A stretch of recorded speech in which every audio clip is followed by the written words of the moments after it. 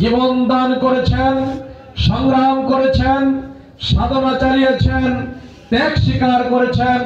আল্লাহ রাব্বুল আলামিন যেন এই সমস্ত ভাইদের ত্যাগ, কুরবানি, রক্ত এবং তাদের জীবনকে আল্লাহ তাআলা যেন কবুল করেন। আমিন। আজকের এই প্রোগ্রাম থেকে মোনাজাত করি, শ্রদ্ধা ভরে স্মরণ করি ওই সমস্ত ভাইদের কথা যাদের রক্তের উপরে উন্মুক্ত ময়দান, উন্মুক্ত মঞ্চ আজকে প্রতিষ্ঠিত।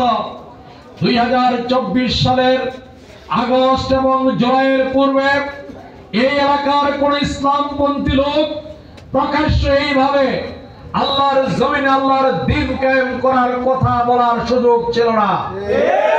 যারা এই সুযোগ করে দিয়েছেন, 2000-এর অধিক আমাদের সন্তান তুল্য ছাত্র ছাত্রী, ভাই এবং বোন, শ্রমিক জনতা জীবন দিয়ে এই উন্মুক্ত ময়দানে, উন্মুক্ত মঞ্চ তারা প্রতিষ্ঠিত করেছেন।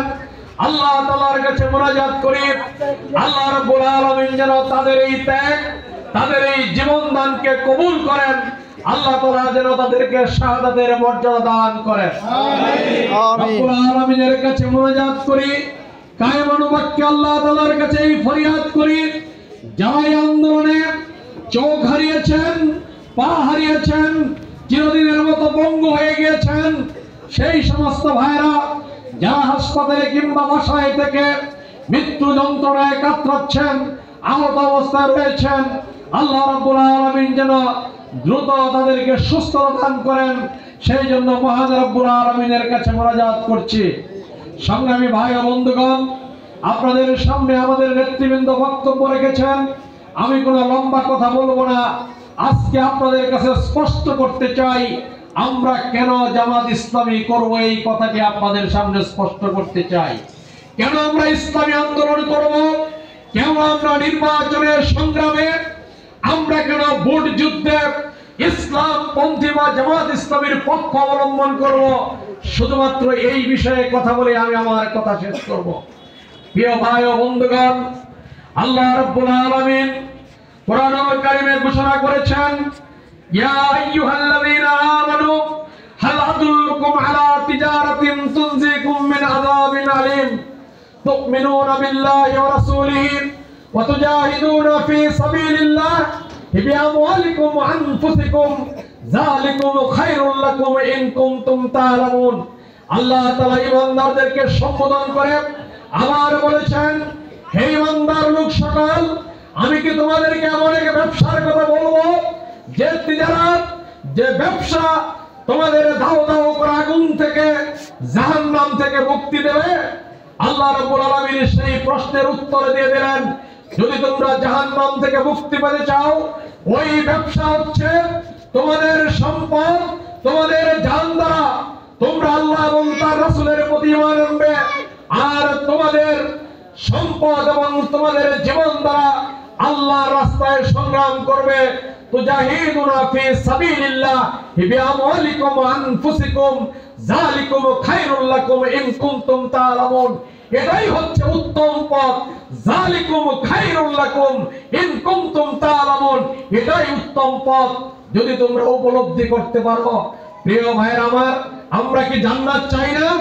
অবশ্যই। আল্লাহর সন্তুষ্টি চাই না? অবশ্যই। আল্লাহ তাআলা এখানে ঘোষণা করেছেন, যদি তোমরা আল্লাহ এবং তার রাসূলের প্রতি ঈমান আনো আর আল্লাহর রাস্তায় তোমাদের দেয়া আল্লাহর পক্ষ থেকে যে সম্পদ দেওয়া হয়েছে, ওই সম্পদ এবং আল্লাহর দেয়া জান, এই মাল এবং জান দ্বারা আল্লাহর রাস্তায় সংগ্রাম করো, মুজাহাদা করো, প্রচেষ্টা চালাও আল্লাহ রাব্বুল আলামিনের কাছে, এটাই হচ্ছে উত্তম পথ। আল্লাহ রাব্বুল আলামিন তার বক্তব্য এখানেই শেষ করেন নাই। পরবর্তী আয়াতে আল্লাহ তাআলা ঘোষণা করেছেন, যদি তোমরা জান এবং মাল দিয়ে আল্লাহর রাস্তায় সংগ্রাম করো, আল্লাহ রাব্বুল আলামিন তোমাদেরকে উপহার দিবেন, ইয়াগফির লাকুম যুনুবাকুম ওয়া ইদখিলকুম জান্নাতিন তাজরি মিন তাহতিহাল আনহার। আল্লাহ রাব্বুল আলামিন তোমাদের অতীতের সমস্ত গুনাহগাথা মাফ করে দিবেন এবং তোমাদেরকে জান্নাতে প্রবেশ করে দিবেন।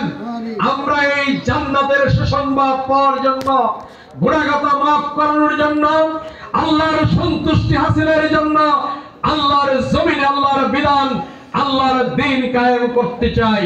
কি ভাইরা, করা যাবে না এটা?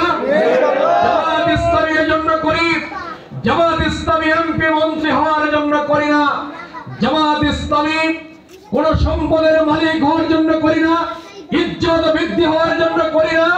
জামাত ইসলামীর নেতা কর্মীরা তাদেরকে সামনে দিয়ে আপনারা পিছনে স্লোগান দেবেন, এই কারণে আমরা আল্লাহর জমিনে আল্লাহর দ্বীন কায়েম করার জন্য জামাত ইসলামী করি না। জামাত ইসলামী করি শুধুমাত্র আল্লাহর সন্তুষ্টি হাসিলের জন্য, জমিনে আল্লাহর দ্বীন কায়েম করার জন্য জামাত ইসলামী করি। আল্লাহর দ্বীন যদি আল্লাহর জমিনে কায়েম হয়, তাহলে আমরা আখিরাতের লাভের কথা বললাম। আল্লাহ তাআলা আমাদের গুনাহগাত মাফ করে দেবেন, আমাদেরকে জান্নাতে দাখিল করবেন। এই ঘোষণা কোরআনের ঘোষণা, এটা কোন আলেমের ঘোষণা নয়, এটা কোন মানুষের ঘোষণা নয়, এই ঘোষণা স্বয়ং মহান রব্বুল আলামিনের ঘোষণা। কাজেই সেই ঘোষণাকে সামনে রেখে আমরা জামাত ইসলামী করি।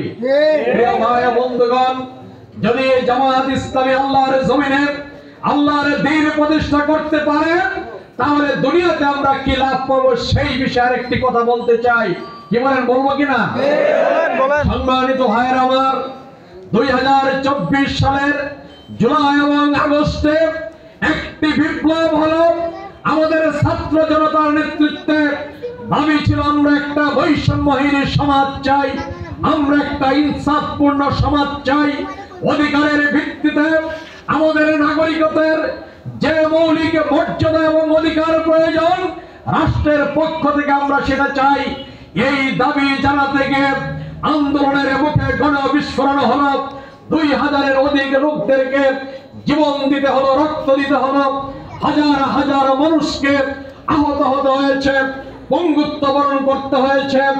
হেলিকপ্টার থেকে গানশিপের মাধ্যমে জনতার উপর দেশের সরকার গুলি চালিয়েছে, পৃথিবীর ইতিহাসে এটা বিরল। আমরা এই দেশের নাগরিক, আর সরকার অন্য কোন দেশের সরকারি বাহিনী আমাদের উপর গুলি চালাচ্ছে।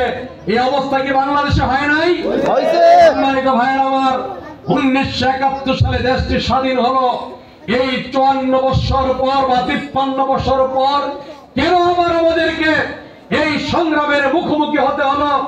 আপনাদের বিবেকের কাছে প্রশ্ন রাখতে চাই, নিজেরা একটু হিসাব করবেন, কেন আমাদের এই প্রিয় সন্তানদেরকে জীবন দিতে হলো? এই হিসাবটা আজকে করার প্রয়োজন। আরেকটু যদি অতীতের ইতিহাসের দিকে তাকাই, 1947 সালের ব্রিটিশ বিরোধী আন্দোলনের মাধ্যমে এই উপমহাদেশের উলামায়ে কেরাম